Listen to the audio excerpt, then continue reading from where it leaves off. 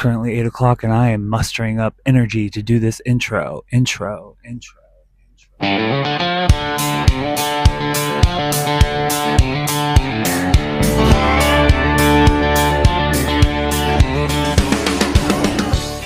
today's video, we're going to talk about a case that involves fire and water. We are also going to be talking about what brands don't support LGBTQ plus community and what brands do support. I am the rhythm and this is my dance floor. Let's get into it.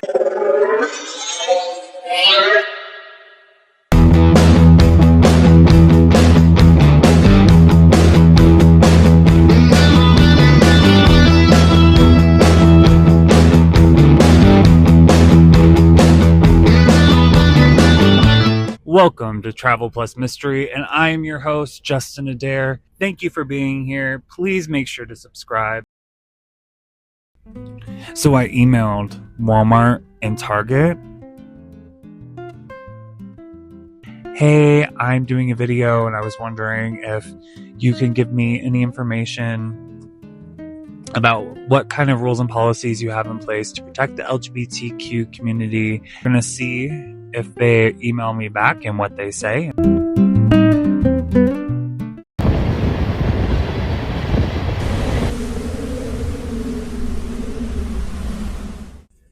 It was supposed to be a normal night. 4 teenage girls closing a yogurt shop. Nothing unusual, nothing out of place, just another shift. But by the next morning, everything changed. The shop was set on fire, and inside, all 4 girls were found murdered. This is the case, they say, Lost Austin, Texas innocence.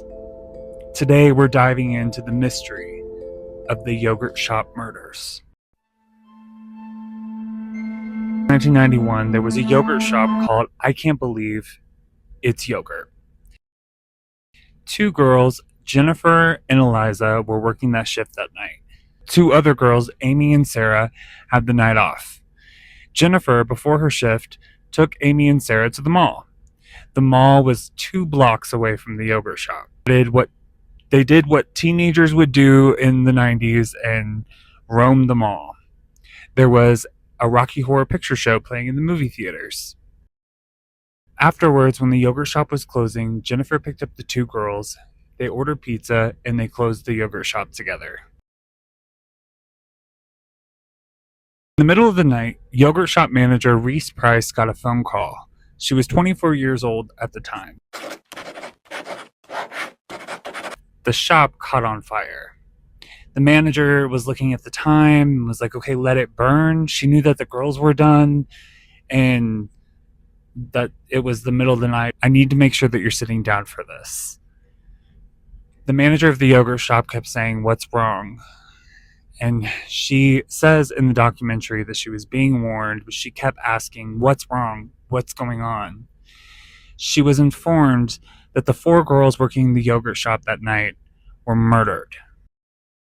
Austin was a little college town, and it became a big city. The girls all met each other working at the FFA, Future Farmers of America, and they loved animals. Amy specifically was really good with horses and animals. Amy was 13 years old. She was the youngest out of the 4. Jennifer was 17, Sarah was 15, and Eliza was 17. The lead investigator was John Jones. He shows up. The building's on fire. There's water up to your ankles. So not only is there a fire, but there's also water.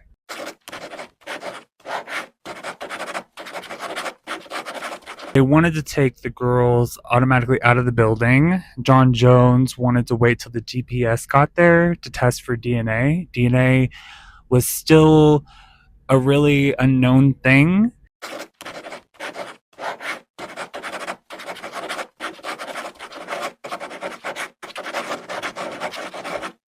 The store had looked like they were still cleaning up.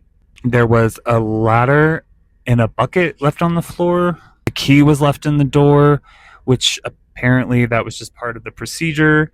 What was happening with this and why the girls got murdered, they kind of decided maybe this is a robbery gone bad. There was a round that was found. I think they decided there were two guns that were being used, a 22 and a 380. The round was found from a 380. It was well preserved. It was found in a drain, and it was used on Amy. So Amy was found 9 feet away from the other three girls that were found by the back door. Amy was shot in the back of the head twice, and the other three girls were shot in the back of the head once. Beverly Lowry, who is the author of Who Killed These Girls, she says that it was almost impossible to solve because the fire and the water, especially the water, community really came together. So there were composers in Austin who wrote a song called We Will Not Forget. Families decided to put their faces in front of the media and keep doing what they can and having posters of the girls. The lead investigator talked about how unique methods that they use, or that they have used unique methods in this case that they wouldn't normally in other cases. They used hypnosis. So they hypnotized people who were there that night. The lead detective stayed close with the family. They used hypnosis, and they also hired people to go to the funerals just in case if anybody was going to say something. A week after the murders, 16-year-old Maurice Pierce was found with a gun, a pistol, and bullets in his pocket. He was found at the mall 2 blocks away from the yogurt shop. Maurice was questioned, and he mentioned another name, Forrest. Maurice and Forrest are both 16 years old at this time, and Forrest was picked up, he said, after school. They drove around. Forrest said, "Hey, let's go get the gun." So Maurice went to go get the gun. They put it in the glove box. They split up at the mall, but Forrest had the gun. So Maurice said when he came back, because like 10:45, Maurice was just sitting in the mall parking lot in the car, and then Forrest came back around like 11:30, and then just said he was like sweating, and he's like, "I just did something." So Maurice asked what, and Forrest didn't answer. Forrest had asked to use the gun again, and when Maurice said why, he said, "So I can kill more girls." So they set it up where Forrest came, and Maurice was asking him questions, and Forrest kind of denied everything because he was like, "No, I'm not. I was just joking. Like, I didn't mean anything by that. I didn't do anything. I'm just joking with you." And 2 other names were mentioned, Robert Springsteen and Michael Scott.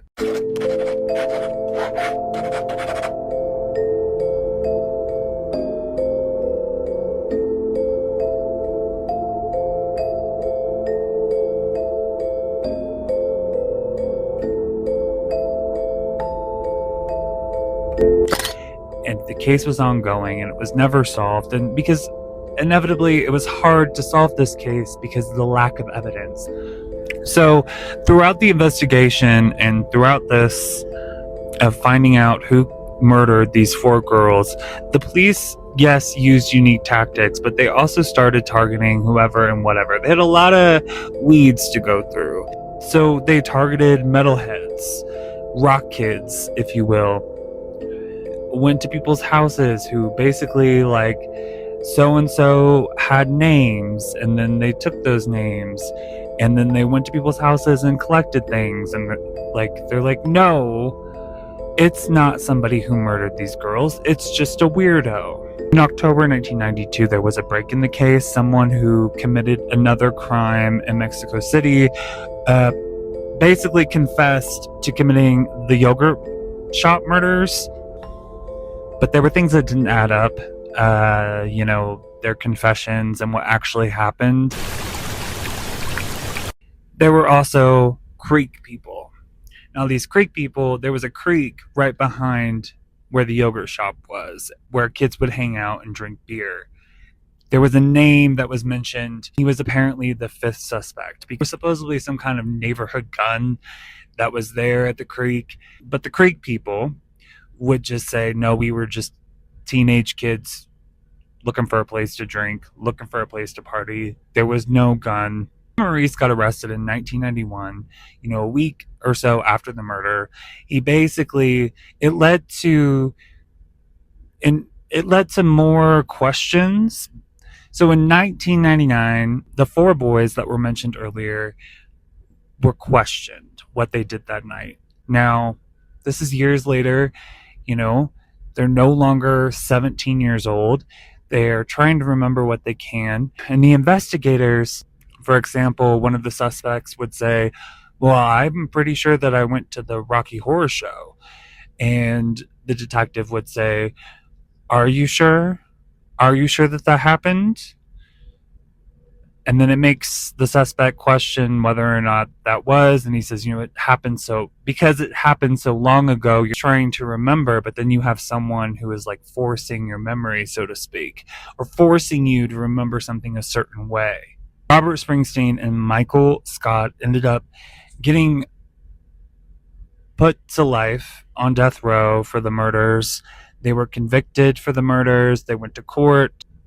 All of that, because of the confessions that basically was forced. And although that is something to be happy for the family, and we all want justice.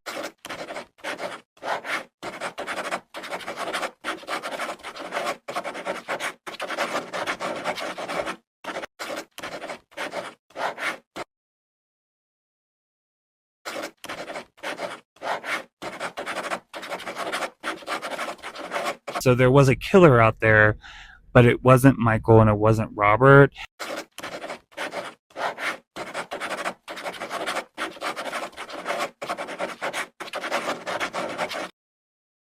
In the documentary, you can watch on HBO or Hulu, the police department has a model of the yogurt shop and like 8x10 frames of all four girls right as you enter the office, reminding them how this case shaped Austin and that they're still doing what they can and still looking at evidence and using better technology.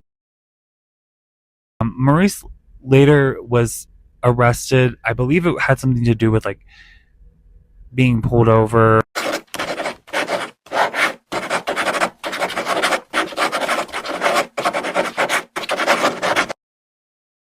And the police had held him down to arrest him. The officer just felt wet because Maurice had grabbed a knife from the officer and ended his life.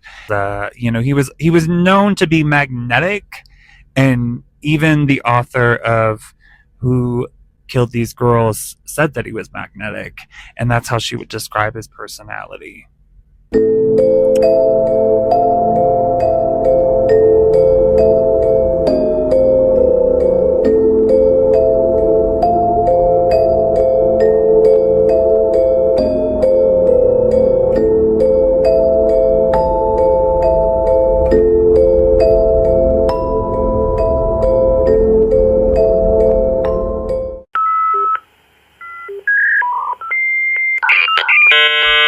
This case was really interesting, and the documentary made me tear up. I think any case is sad, and it's hard to talk about a case where for innocent children that are involved, and it does kind of sound like a robbery gone bad. I think it was the author of the book Who Killed These Girls. She said the only way that these four boys that were suspects could be special, the only way they can manage that because they came from broken families, was to be bad. Maurice was really someone that I was like didn't trust. I felt like the more I heard him kind of blame everything on Forrest and the more he acted innocent, I felt like he had something to hide. What I'm really impressed about is, Austin, Texas started out as a small town. How the community came together. There was frustrations with the girls' family of like, they want to help solve the case, and the investigators are like, we can't tell you that information because if it gets out, then so and so will know it and blah blah. So it's always hard when it comes to the family, but how the community showed up and how they supported the family and how they made sure that we will not forget, I think was just beautiful. And it kind of makes me want to tear up thinking about it. In the documentary there was someone who said that there were buttons made and there were cups made with the girl's name on it, and I think it was really impressive. They really did look at every angle and they really went above and beyond, like using hypnosis and miking people and at the funeral, just whatever they could. They really, I felt like, especially for not having evidence or because of the water damage, they really thought outside of the box. So if you watch the documentary, you'll get more into the family, and of course that is always the heart of the case, and you want justice for the families, for any family that has to go through this, and something that you would not wish on anyone to go through. I kept saying to myself, Austin strong, because they just came together with the commitment, the resilience, and the community. So that really got me.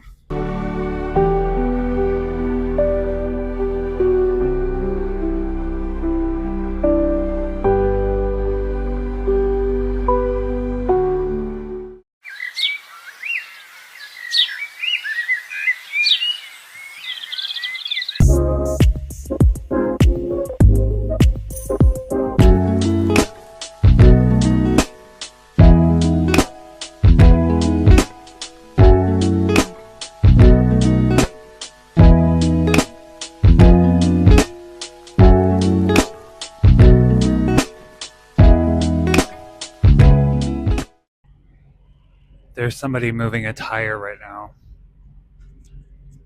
I have a brain freeze. Screw it. I'm not camera shy. I'm just going to talk. So I went to Sonic for the first time in years. And I got a grape slushie. I got a little treat for the hubby. But he's on a specific diet.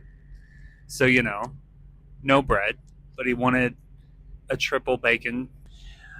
I decided that I wanted some ice cream, but instead I got a slushie because I always remember Sonic slushies being really good. The grape, specifically. I'm from the Midwest. Sonic was not very appetizing, and it could have just been in my town, but a lot of the times I just hear a bunch of people say Sonic in the Midwest just isn't it.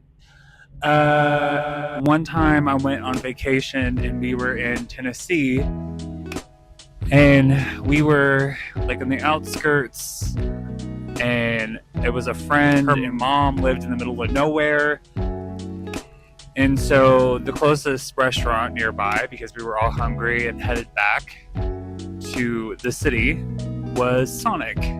It was me, my boyfriend at the time, and another friend, and we were all originally from the Midwest. And we were like, you want to go to Sonic? So we had Sonic in Tennessee, and I remember it being really good. My friend who was from Tennessee, lived there, and who we were visiting, said Sonic in the South is different.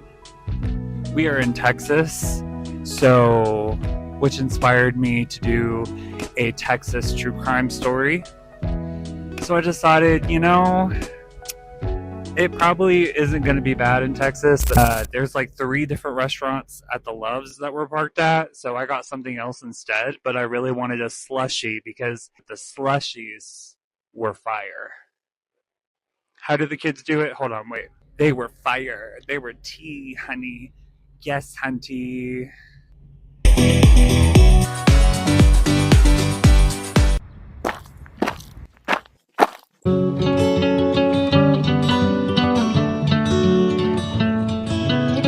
On today's segment of Pride Plus Mystery, we're going to get into what brands support the LGBTQ plus community all year round, why it's important to be your authentic self, not only in daily life, but for business, and if Target and Walmart email me back.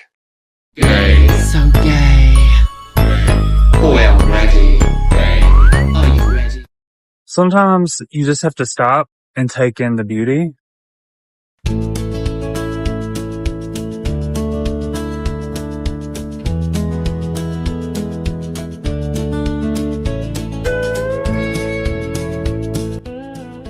Did Target and Walmart email me back? No, they did not. Why I think it's important to be your authentic self, especially in business, is because you're opening doors for other people. Now look, it's your prerogative. If you decide that it's better for you not to say that you're gay, and I'm not saying advertise it with pride flags.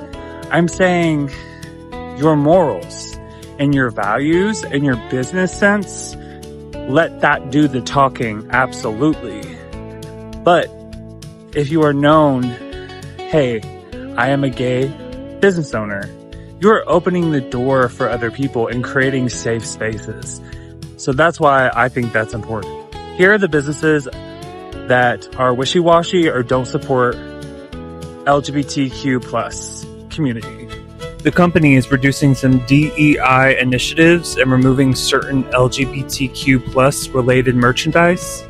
Target reduced the availability of Pride merchandise and removed certain items from stores following pressure from conservative groups.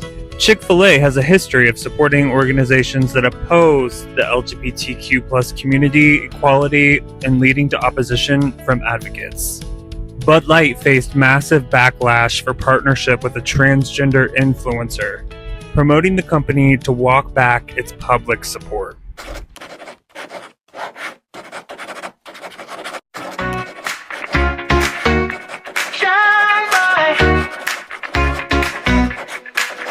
Found my truth, my rainbow light. Out to the world, share my pride. Know my worth, advocacy for right. Community strong, we own the night. This is our time for our best events. Share the... In the next video, if Walmart and Target ever text me back, I will let you know what they say. I will put it in the Pride Plus Mystery section. Keep you updated with that. See if they ever respond back. And if I don't say it enough, I want to say I'm so thankful for the life that I am able to live. Violent spirit, proud and unique. Raise the flag, let's make it fly. Love is love and we won't hide. Thank you guys for watching Travel Plus Mystery. The sun is shining in my face. I hope that you enjoyed the episode. Please make sure to subscribe, like the video, do what you can, because we do what we can with what we got. Thank you so much for being here, and I'll see you next time.